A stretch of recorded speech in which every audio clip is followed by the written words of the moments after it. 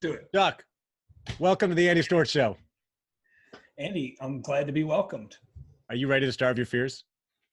I'm ready, man. And I'm glad you have a whole podcast dedicated to starving fears. That's what the show is all about. So Chuck, you and I met at the Growth Now Movement Live conference that our friend Justin Shank put on up in Reading, Pennsylvania. And it's actually kind of funny because I met Justin at a conference and then had him on this show.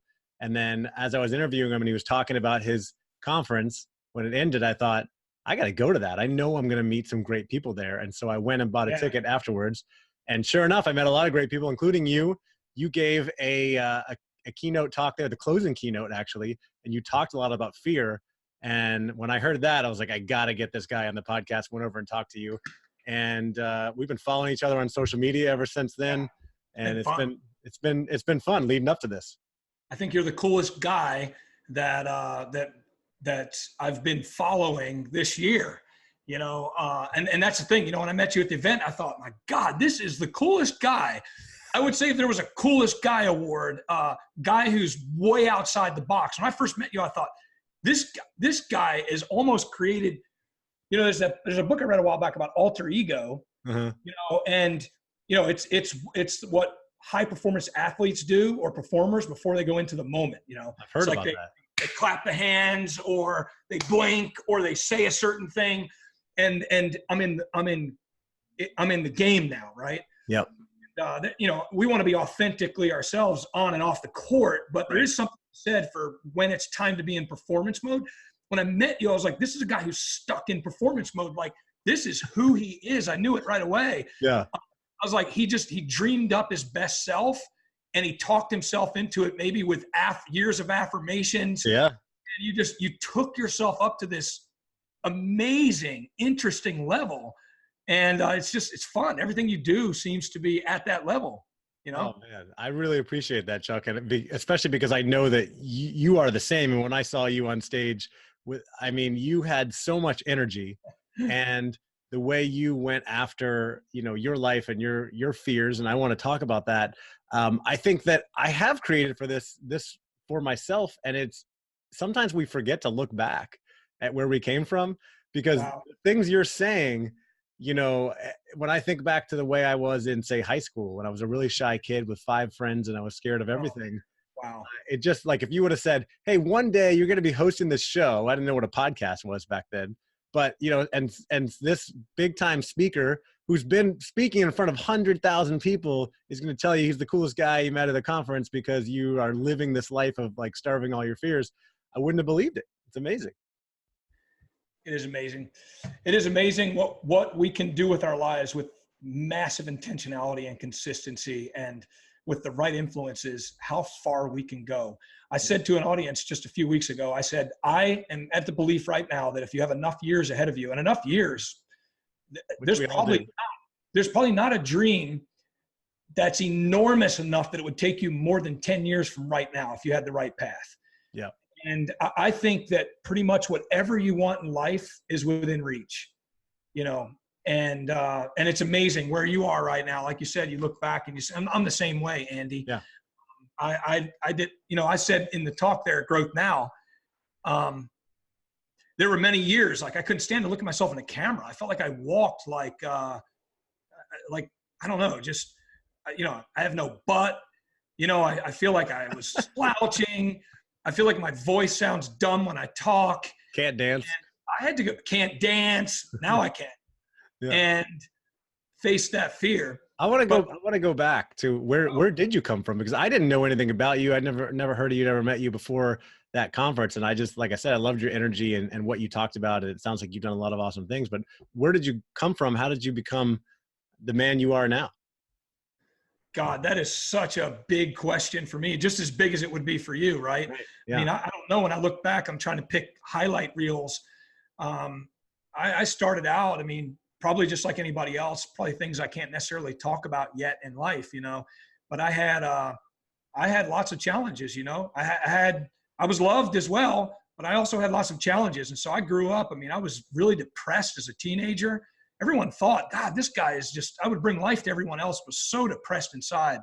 I was kind of broken. My programming was really broken, and I was down on myself. And I learned how to over critique myself. I was taught to do that.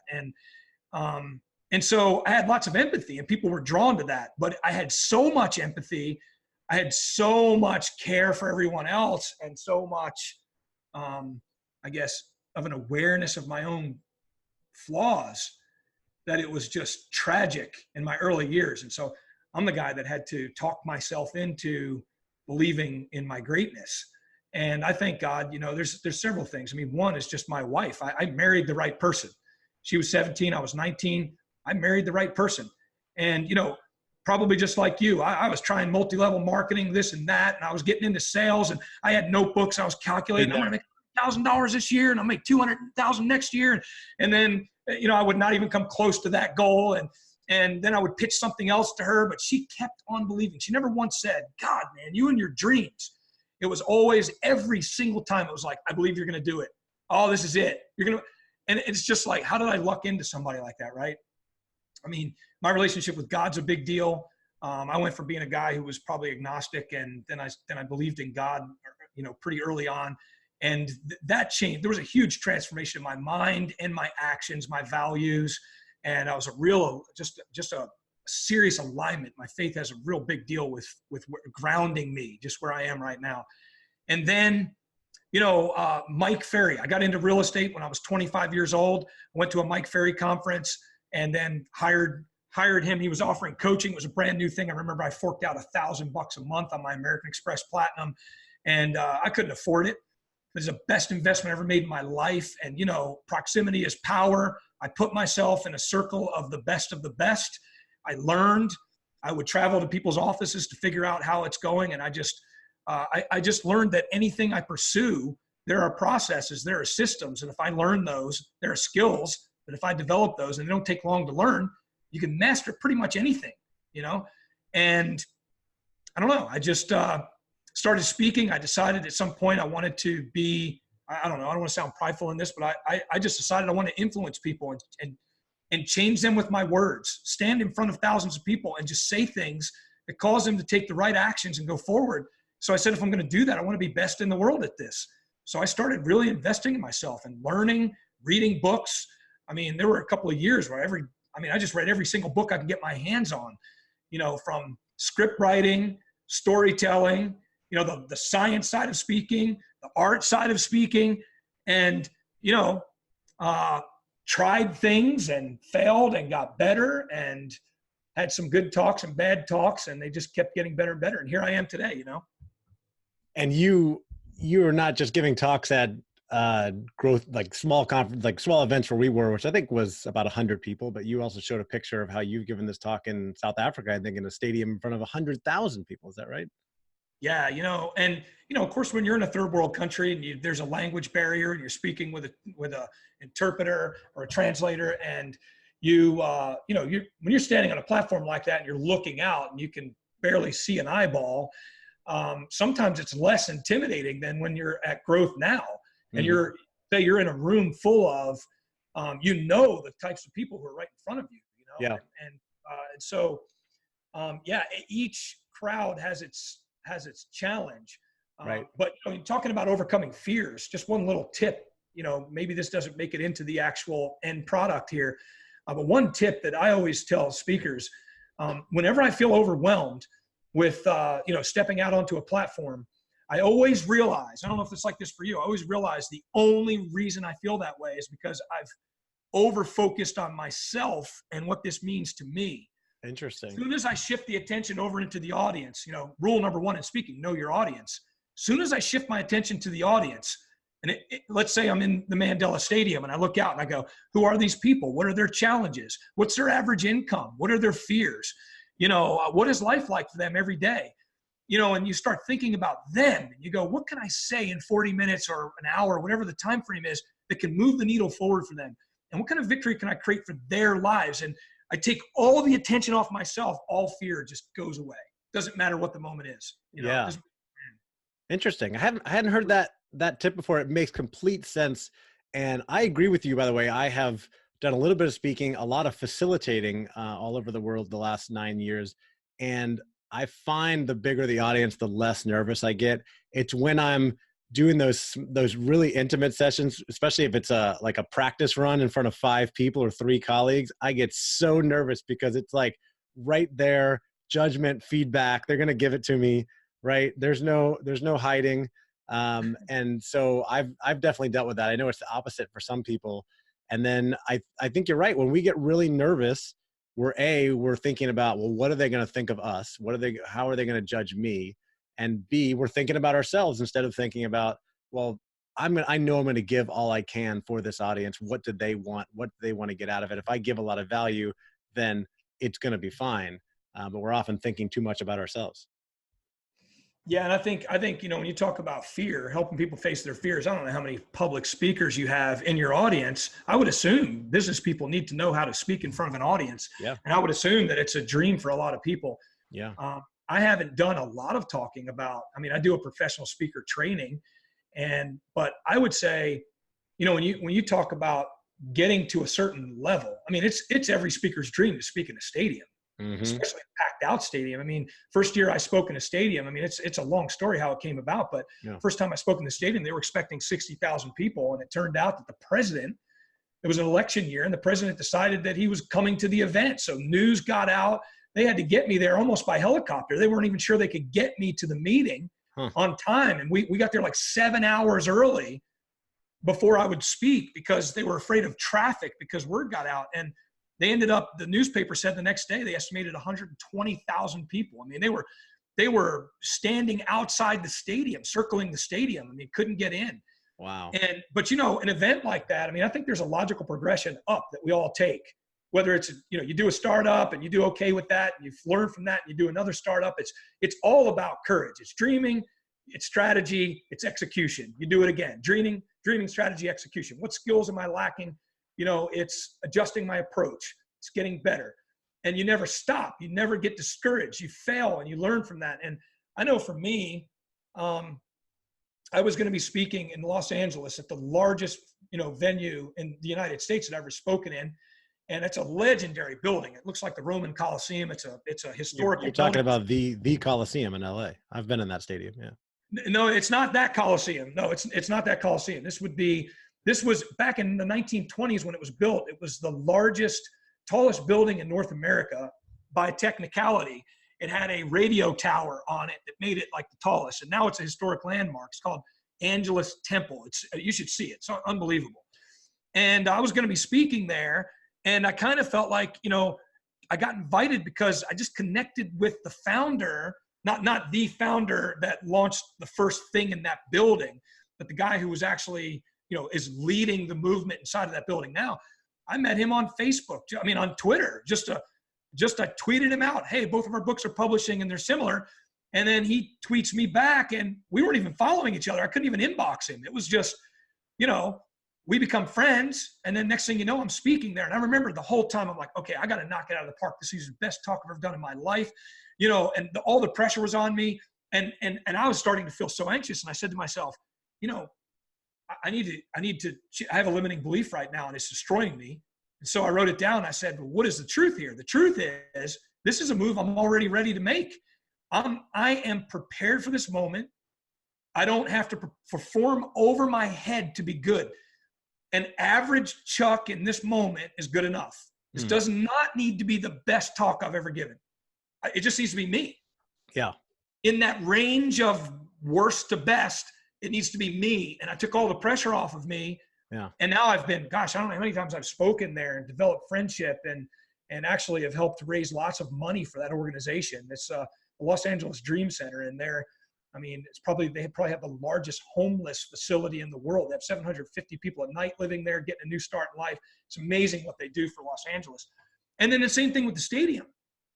I remember the first time I looked at my wife, we're sitting in the gallery and they introduced me and I could hear my name. It's the only English word I can hear.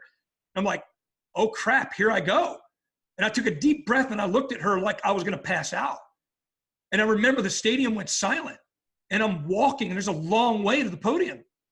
And then I stand there and I just yell out my first phrase and I get a little bit of a response. And I think to myself, God, this is going to swallow me alive. But I think there's something in all of us and your entire audience. There's that the dream pulls us forward. And we're willing to do whatever it takes to face the butterflies in our stomach. And to some degree, we're just, whether it's launching a new product. Yeah. I've seen people with more fear than I had in the stadium launching a brand new product and just learning Kajabi and like posting their first video, right? Yeah, we see it all the time. And I think it's interesting that as much speaking as you've done, or I assume you've done based on everything you say, you still get fear in these situations. And I think it's important to remind people that, you know, fear never really goes away. Courage is not the absence of fear. It's facing that fear, looking at it and saying, yes, I am scared to go up there right now, but I'm going to go up there and do it. And it's going to be the growth best. Now, I took a break. I wanted to be present for all the other speakers. I took a break. There wasn't much of a break before I spoke. I went up to my room. I took my clothes off because I didn't want to sweat real bad before I went out to speak, right? So I'm in my underwear, no shirt. My wife's sitting on the bed. Yeah. And I'm not in the best shape of my life right now. So it's not like, beach body. And I danced that wow dance from Post Malone in the room. I was going so hardcore. I'm pouring sweat. Put my clothes back on and I go out there. And yeah, the fear in that moment of dancing for my first time in front of people. But it took me to another level. And you know, this is the first time I'm talking about it publicly since the event. I'm actually dressed in the shirt I wore that night.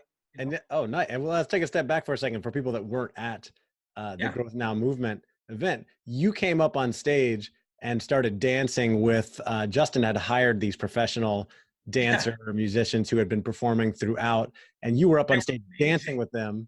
And then you said that your two biggest fears were actually arachnophobia, so fear of spiders that everybody's familiar with. There was even a movie by the same title 20 years ago, and this fear of dancing in public.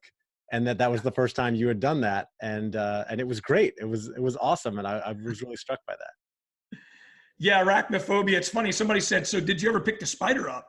So I bought a spider from the pet store. I spent about $100 on a cage and the spider. Brought it to the event, and it was fun giving him away. I gave him like a Spider-Man song from the Spider-Verse. You gave him. You asked who wanted to take it. My good friend Vincent Pugliese went up and grabbed him for his son. Vince has been on the picture. He said he's been bitten a few times, and you know his son had a picture of the spider on his shoulder. You know, but you know, so they asked me, so did you ever face your fear of spiders? And I said, my fear of spiders is not preventing me from anything I want in life. Yeah. And so, no, I didn't touch the spider. I gave it away. But the fear of dancing was holding me back. In social settings, I would become the worst version of myself when people were dancing. I would shrink. So basically you're at like a wedding or some other type of party and most people are dancing, and then you get consumed with so much fear and nervousness about it that someone's going to make you go up there that you become the worst version of yourself. Absolutely. Hide. And, you know, you just think to yourself, you know, I just was like, I need to finally face this. And I know my personality that if I ever learned to dance, I'd probably love it more than anyone else. I was going to the stars one day, right? But I hid behind that fear all my life. And so I did that talk to say to everyone, I'm facing my biggest fear. And I stood in front of those people for the first time anyone has seen me dance. Wow. And I did it there in a professional setting. In an event, which, by the way, I know you've already talked about it, I'm sure. I mean, Justin Shank crushed it in that event. Now he's got the next one coming up next year. I already got my ticket. Such a great conference. Growth Now Movement Live. Check it out. We'll put what an event. The energy from beginning to end was just dynamo, right? Yeah. And so there was intimidation. I mean, there's a lot of energy in that room. Yeah. Just it changed my life. It took my, you know, Story Brand, Dominic Miller says there's two qualities that, you know, basically separate, you know, the losers from the winners. And he said authority and empathy when it comes to storytelling your brand. And your authority is based on so many factors. Empathy, I win all day long there. I care about people. I mean, I genuinely care about people. Authority, what is going on in my life that's blocking some of my authority? And it's something as little as dancing was reducing my authority. And now I've overcome it. So that was your first time people have seen you dance. And how old are you, Chuck? Could I ask you? Yeah, I'm 48. 48 years old. So I imagine, I mean, you seem like a very connected guy. You've probably been to many weddings like I have. Did you avoided dancing at all of those? And I had a groom one time that he stepped over the line and he grabbed my hand and was pulling me out. And you know, I'm one of the nicest guys you'll ever meet. Yeah. I mean, I think I'm a kind person. Until someone right? tries to drag you on the dance floor. I almost hit that guy out of just reaction. That's how fearful I was. When I say I had the fear of dancing, I can't imagine there are very many people that had it on my level. Yeah. And I think that it represents, so here's the idea, right? The idea is that the wide range of people in your audience today, there's probably a fear they're hiding behind. And everybody has a fear that's holding them back, for sure.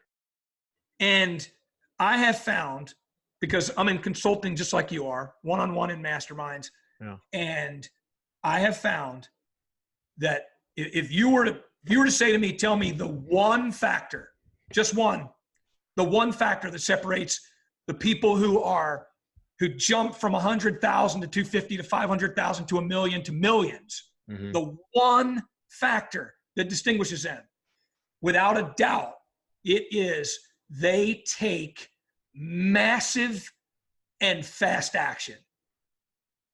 They're fearless.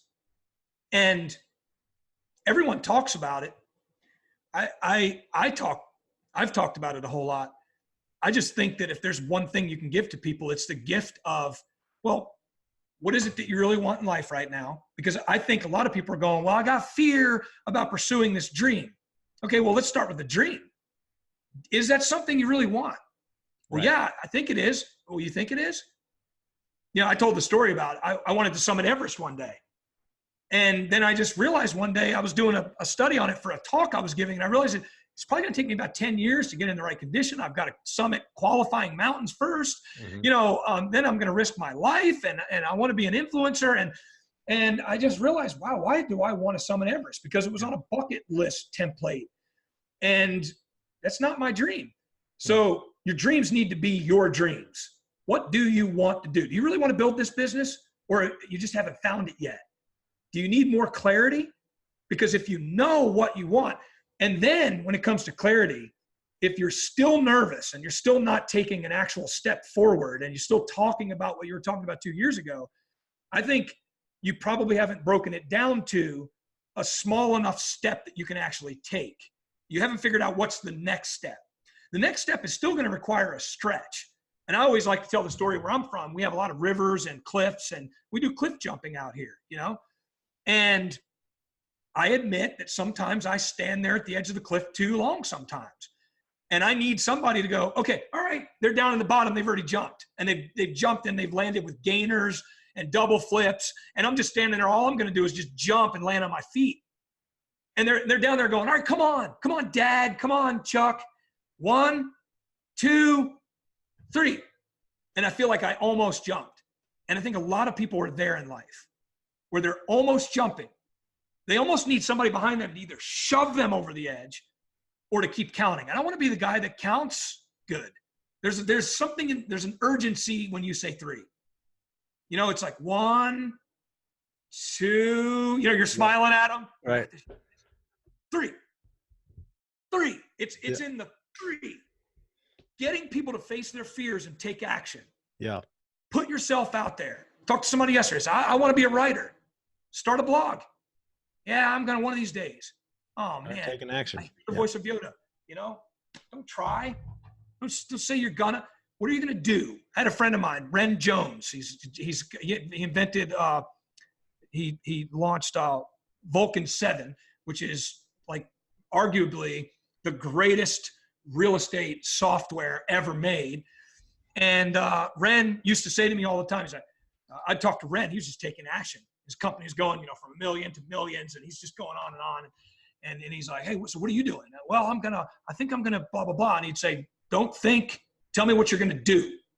I only wanna know what you're gonna do. And he's the guy that really helped me to become a person of action. Because I was the guy that was talking about, well, one of these days, I think I'm gonna do this, and I think I'm gonna do, stop all of that. What are you gonna take action on? Well, and you sound like you've been a person of action from a fairly young age. I mean, you mentioned at 25, you got into real estate, you hired a coach for $1,000 a month, which is a big investment, a big risk when you're early on in your career. I kind of figured that out 1998. later. I'm investing a ton of myself now and finding that it's really accelerating my growth. But a lot of people are scared to take a risk, do something like that because, hey, it's a lot of money. I don't know what's going to happen with it. And I find the more and more, like you're saying, I jump in, take action, don't worry about what's going to happen, invest in myself, take some risks. It just continues to pay off. And it sounds like you started doing that pretty early. Yeah, I think probably a lot like you. When I first met my girlfriend, she was 17. I'm sorry, she was 13. I was 15. My mom and dad owned an RV park in Virginia. They moved from New York to Virginia. I was 15 years old. I was running the cash register. She came in. She was smoking hot. I mean, unbelievable. If you've seen my wife, I'm sure you're like, wow, Chuck's got a hot wife. And no, I'm just I playing. saw that. I was wondering if you paid her. I was looking at the reaction, from you there. But I saw her coming to the store, and I told my friend, I said, watch the register. I'm going out to chat with her. She was coming back to the store by the time I got out. And my first words to her were, I said, hey, will you marry me? And lame pickup line. I never used it on anybody else. It wasn't a pickup line. It was just the first thing I was like, my God, I want to marry this girl. Will you marry me? She says, sure, if I can pick the China pattern, which was the influence of her grandmother, her English grandmother, in the background. But I would say, I think I have a natural degree of high risk taker, but for everyone, there's a level of, you got to raise your life up to that level of discomfort. And, well, and to really, when you see that, so when I was a teenager like you, I was terrified to talk to girls, and I didn't like taking any risks. I was too scared. And when I was on that ledge and someone said 1, 2, 3, I backed up and walked away. And that's part of where this whole starve your fears thing came from. I'm reminding myself all the time. And I learned that phrase. I didn't make it up. I stole it from Grant Cardone. He wrote about it in his book, The 10X Rule. He said, when you've got that fear, if you got to starve it right away, otherwise it just keeps expanding and growing. Right. And if you stand there on that ledge and look and look and look, you get more and more scared, it's going to become harder to do it. So I've set my intention that I'm now going to be the first one off of that ledge every time, wow. or jumping, whatever it is. That's my goal. And that's what I've been doing for the last couple of years. And it's really served me well, both literally, if I happen to be with some friends in a place where we're jumping off a bridge or a cliff, which I did recently, or, it's some type of business risk, or, whatever it is, like, hey, I'm going to invest in this thing. I'm going to go to this conference. I'm not going to hesitate. I'm just going to buy a ticket and we're going to go and see what happens. And I just find it just keeps paying off. It's amazing, but I have to keep reminding myself and set that intention that I'm going to do that so that I keep doing it. That's incredible. It's amazing. We're so twins. We're twins in so many ways. Yeah. And except for your beard. I can't grow a beard like that. That's just. Yeah, but you got a cool bicycle in the background there. I do have the bike. But I think Andy, I would love to. I'd love to flop the podcast back on you, maybe in a phone call afterwards. I'm interested because, like you said, you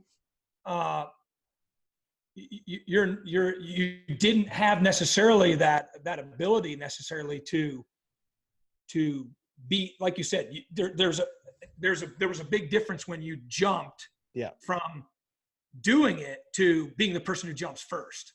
That's right. And man, there's some psychology involved there, because now you're not necessarily waiting for someone to prove to you that something can be done. No. You're quicker to follow your impulses and act. Yeah. And then you mentioned earlier wanting to become an influencer. There's a lot of, baggage now, I feel like, around that word, but like, it's something I aspire to as well. And I think when you're the first one out there, you have more ability to inspire other people to take action and help other people starve their own fears, follow their dreams. So there's a couple of things I want to ask you about, and then, maybe we will flip the tables another turn, but you've built this business, this coaching, consulting business, speaking business. And one thing I've noticed about you, since I started following you since the conference, you are very active on social media. And you mentioned that you got that speaking gig at the venue in Los Angeles because you connected with the guy on Twitter. I think Justin said the same thing, that you connected with him on Twitter, and that ended up with you speaking at his conference. And so I'm curious. It sounds like I don't know if that's part of your strategy. You just really enjoy it, but you do a lot of stuff on social media, and it sounds like that's paid off for you in helping you grow your business. So what's your general strategy around social? Because I know a lot of people are on there. A lot of people get discouraged with it. A lot of people say it's wasting my time. What's your strategy? Nobody on a podcast has ever asked me for advice on social media. And I'm Boom. glad that you brought it up, because I have so many, just like anyone else, I have mixed feelings about social media. On the one hand, I feel like it's sucking the life out of me to some degree, because you saw my post a couple of weeks ago, and I sometimes I dream of going off the grid in a world where I have to walk outside and farm for my own food and light candles in my house and not have to worry about any of this. But it is the world we live in right now. And so you want to figure out how to do it where it's actually helping your life, and it's a means to you changing the world. And I think I'm figuring that out. And I think a person who says, I want to go off the grid, is a person who needs to really take a look at how they're doing social media. For a long time now, I've needed a team, and I've had a few people recruited at times to help out. But to really build a team, I should have, and I have the strategy for it. If you were to say, what's the biggest fear? I have a couple of big team building steps I need to take next in my life. So I think you reach a certain point that you can't do it yourself. But to answer your question, my strategy, and I've never said this to anyone, my strategy has always been, whatever, if this sounds like it's fabricated to make me feel good about myself, it's the truth. My strategy has always been to make a difference each day of my life. And one of my affirmations for years is, I make a difference for a living, right? I said that to myself for years. I saw the guy on the back of the garbage truck, and I was following that truck, and it smelled so bad. And I thought, I can't imagine if I have to ride on the back of that truck all day, every day in the summertime, and have that smell and sludge going onto my hands and make minimum wage. I make a difference for a living, right? And I've always said, impact is going to be how I'm going to measure my success, not money, not even freedom, which freedom is bigger than money for me, but it's impact. The end game is impact. So I don't want to get paid for everything I do, right? There's a big part of me, I don't want to get paid for everything, but I do want to get paid for some things. And the things I want to get paid for is, first of all, are you a qualified client, so that when you pay me, it becomes an asset producing activity versus an expense. If you can't convert on what we're doing, then you shouldn't pay me. You should read some books. You should watch some videos. You should get some free webinars and get yourself to the next level. We all have to do that. Each day when I wake up and I go into social media, I'm thinking about that. How can I make comments that will make a difference in somebody's life? How can I relate with somebody and genuinely care? I hate spam. I understand marketing, and it's okay if you, on LinkedIn, you get on LinkedIn all day long.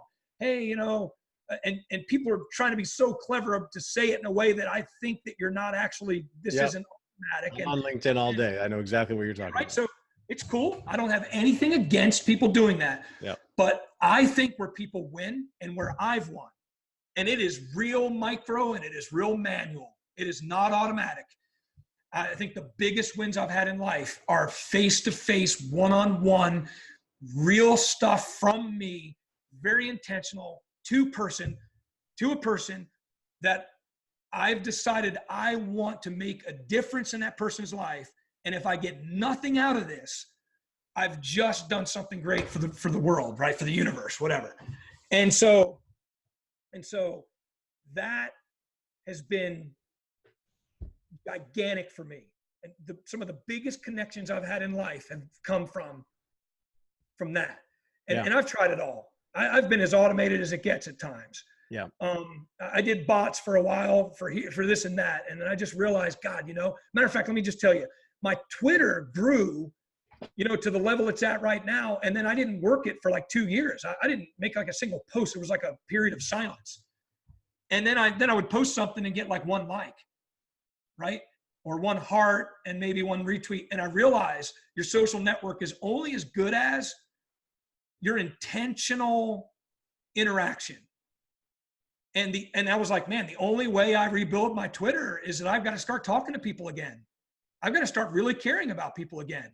The audience feels that, and I don't know. I don't know if that answers your question, but no, what you're saying, and for reference, this is someone with a pretty big following that you built, and we could get into how you built that because I'm curious about that as well.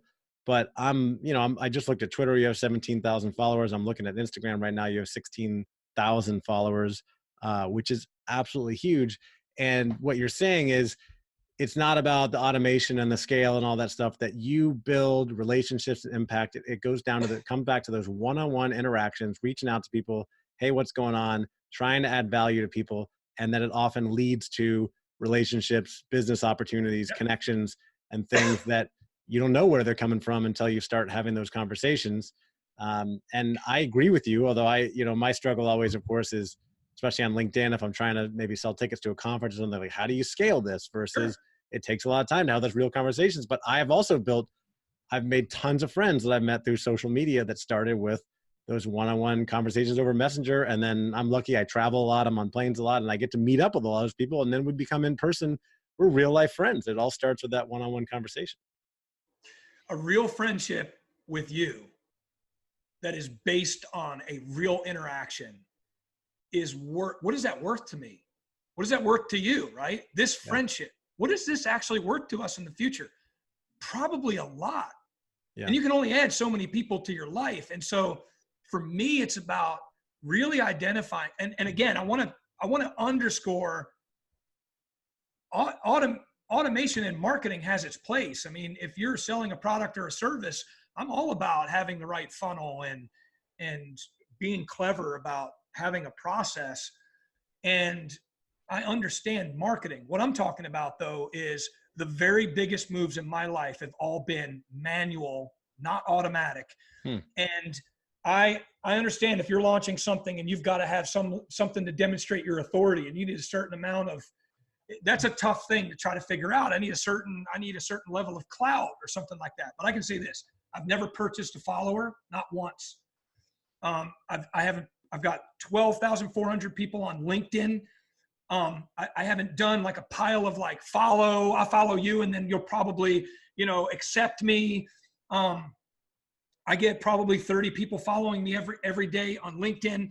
But here's the thing. I'll work LinkedIn for a while. This is why I'm saying it's beyond me now.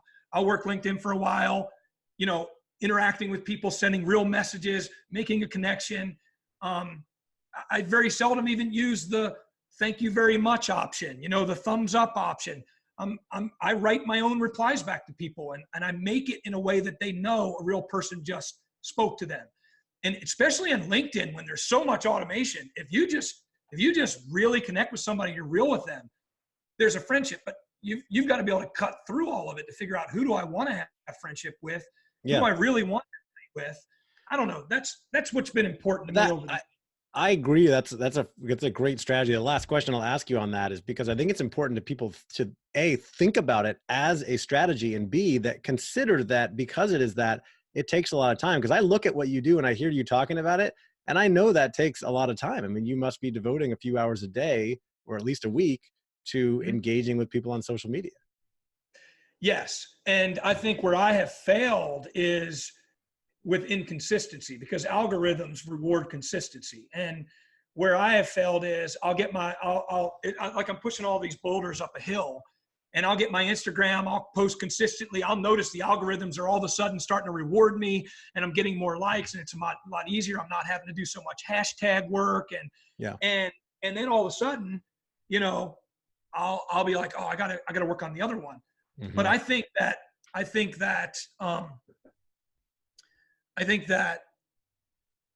the time involved is I think you have to know when to recruit people. I would say for anybody that has a brand, you and I both coach on this, I'm sure. Yeah. But know when to outsource and get help and add to your team, whatever, right? You've And got that to could do be it. a lot of different things.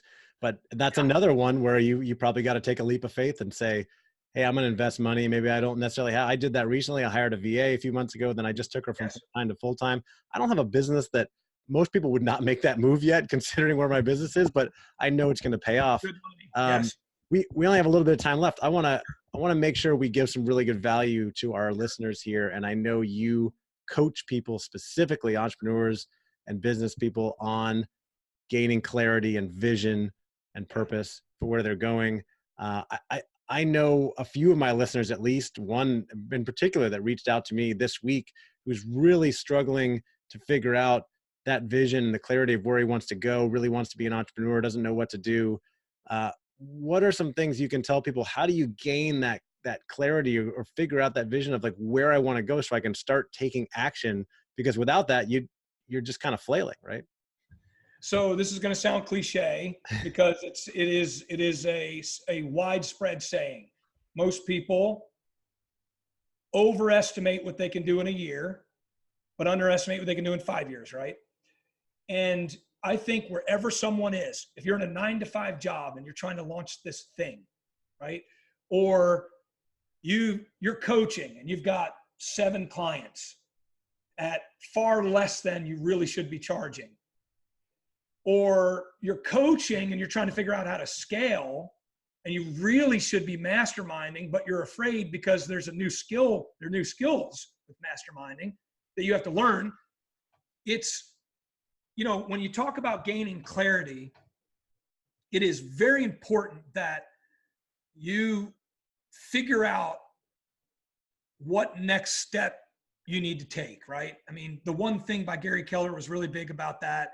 What is the one thing I can do this year? Yep. If I actually do this, it's going to move me forward. See, that's why I started with that quote, because a lot of people, they're trying to get I need success right now. I need $1 million a year right now. And they can't play the game right. of, I'm going to be present in the moment on what I've decided is the next thing I need to do. And to decide what the next thing is, we've got to ask ourselves, lots of questions. What are my values? What makes me truly happy? What makes me truly happy? That sounds so cliche. Oh, what makes you truly happy? My God, it's the most important question when it comes to getting clarity. Like, what makes me truly most happy? Forget about speaking, forget about writing content, forget about all that stuff. What makes me truly happy? Encouraging someone. When I said to you before the call, and then in the beginning of the call, when I said those things about how impressed I was with you, I meant that. There was no flattery. Flattery is a selfish thing. Yeah. Flattery is really me manipulating you, saying something to get something from you. Encouragement is a gift that we can give to others, and it has no strings attached. And it made me feel great. Fantastic. Right? And I meant every word of it. Yeah. That's my best self. So then I say to myself, can I monetize that? But then if I monetize it, can I still give a lot of it away? Yeah. And not feel like I have to get paid for all of it. Mm-hmm. And I think we all have to walk that tightrope. Yeah. But when it comes to getting clarity, I would say for anyone in your audience, it's, first of all, be aware of it, that you may think that you have clarity and you really don't. I've been there. And you've got to take the time to ask it took me about 2 years to get the clarity I have right now, to the point that I thought I should stop coaching, because I was like, if I can't get it for myself, how can I lead other people? But I was leading other people, but here's the thing, when you're 25 years old, I think it's easier to get clarity than when you're 48, especially if you've developed yourself over the years, because you develop so many different skills and you can go this direction and that direction. And then it becomes more difficult for you to really figure out, what do I want to spend the rest of my life doing? But it's also important to remember, I think we put so much pressure on ourselves to, I've got to figure out what I'm going to do with the rest of my life, that things are going to change. Right. And that's okay. Because it's to quote the Beatles, it's a long and winding road, right? And it's going to change. You're not like, Chuck, you seem to have a ton of clarity about what you're doing, what you want to do right now at 48, I think you said. I do as well at 39. And I guarantee that in 10 years, we'll both be doing probably different things, and we'll have this conversation again, and we'll be excited about that. Yes. And that's the thing. I mean, I think you're going to stay true to probably one thing all your life. And you're going to remember back to that child. And I love when it goes back to a childhood story. For me, I think, I don't know if I told the story Growth Now, it goes back to The Greatest American Hero, that cheesy show on TV, and the guy's flying around the world saving people. And I said, one of these days, I'm going to do that. I'm going to get a superhero suit from an alien from the sky, and I'm going to fly around the world saving people. You know what? That's what I do. In a sense, I do that. And I'm going to do that the rest of my life. I am all about impact. Of the 3 summits of wellness, success, and impact, I'm an impact guy. I want to change the world in some great way. If I can find a way to get a Nobel Peace Prize, but not so that I can say that I did it, but that I really did something to bring peace to mankind, or to, help create this amazing thing for millions of people, I want to do that. That's end game for me. So right now, just make a difference with the few people in front of me, get as many of them as I can. And each day I just wake up and go, how can I encourage someone? How can I encourage someone? Oh, wow, I'm in a mastermind. I'm getting paid really well to encourage people in the mastermind. Oh, I got a person in front of me at the supermarket. I'm not getting paid anything for this, but I'm changing this woman's life. And then a lot of times the people who are really getting the biggest change for me are getting it for free, right? Yeah. So yeah, I think when it comes to getting clarity, you look a year ahead. You don't want to look too much further. Yeah, look real far and go, I think I'd like to have this and this and this. That's the big horizon. Yeah. That keeps changing. Yeah. And then you go, what can I pursue right now? Yep. And how can I start taking And I say this, if you want to pursue, when I wanted to shift from coaching to masterminding, which obviously on a business standpoint, you can't scale coaching very much. I mean, how much can you charge? And then you can take a stake in the companies, and there's things that you can do, but when you mastermind, you scale when you're a consultant. Mm-hmm. But masterminding is not the end game for me. It's content creation. Content creation is much more scalable. And now I've got this 1 year of coaching in a program. The first year, everything I'm going to try to do for you, I'm creating a program for that now, right?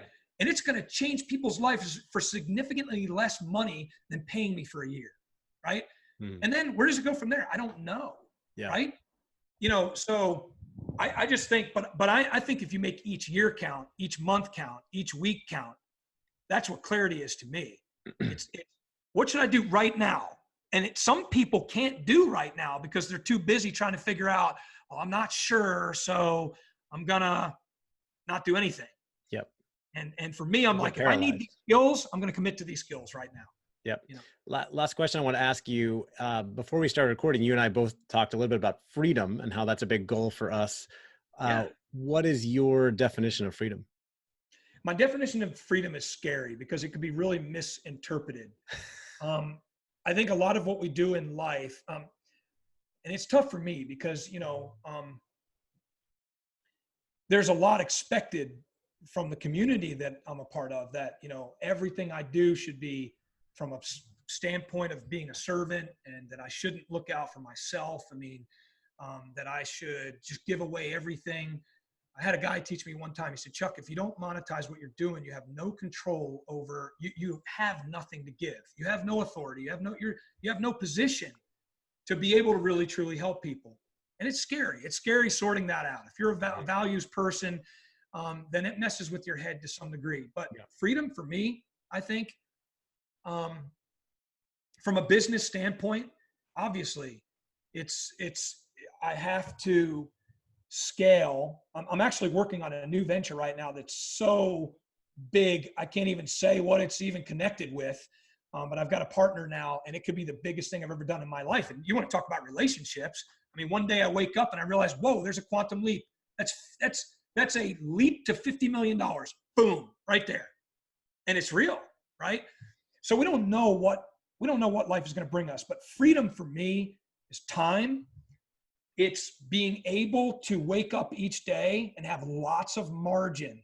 I think it's the final frontier for people. Cash flow is first. You got to generate enough cash flow. I keep telling people, generate enough cash flow until you can do everything you want to do. And you feel like you wake up each day like you have plenty.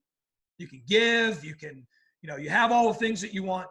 And then you got to start knowing what to do with money. You hire a CPA and you start learning money, right? And then from there, there's a level much higher than earning money and knowing what to do with it.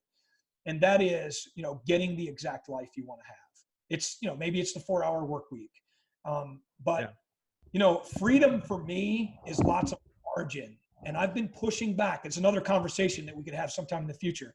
But I've dove in on a real micro level on what it means to get control of my schedule. And that is not an easy thing. It's easy to say, well, you got to say no. Yep. But how does that actually work? It's tough. And that's freedom. It's a balance. It's a balance all the time. It's tough. All right, Chuck, this has been awesome. So much value, encouragement, fun, energy. For anybody listening who wants to get in touch with you, follow you on social media like I do, where do they go? Where's the best place for them to go? They can just go at Chuck Balsamo on everything. And they can find me at my website, has information about what I'm doing, chuckbalsamo.com. And just like you have consulting and mastermind. So I can imagine if anybody has the privilege of jumping into anything that you're a part of, they're going to benefit from that significantly. I've just launched masterminds. Same with you, man. It's another topic. I never thought I was going to love masterminds like I do. I literally feel like with each mastermind, I'm curating a super brain. And the level of synergy, I just never imagined synergy could function like that. So yeah, I love masterminds. I've been in masterminds I've been masterminds for 3 years. I love it. I get so much from it. This has been awesome. And I know that your mastermind is going to be awesome. Final question related to social media. This is the postscript question. You and I have been following each other on Instagram. I just sent you a connection request on LinkedIn because we weren't connected. You sent me a connection request on Facebook, but we weren't able to connect because you're maxed out on friends. Can we be friends on Facebook? So what I've got to do is I need someone to volunteer. If you're following me on Facebook, I need you to volunteer to bow out so that Andy can jump in for a little while. That's the way we'll accomplish. I don't think I'm better than anybody else, but maybe somebody be like, I'm kind of done with Chuck. Facebook. I hate the way Facebook does that. I did the Facebook page now, and I'm trying to communicate on the Facebook page. The profile, has 5,000 limit, and it's silly. It's confusing. First thing, I got to wait until I say something maybe that somebody doesn't agree with, and then they unfollow me. That happened. I lose about 3 followers a week or so.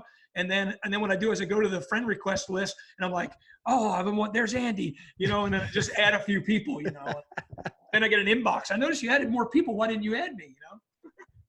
Yeah, it's all right. It's a strange world. All right, Chuck, this has been awesome. Thank you so much for coming on the show, and I will talk to you later.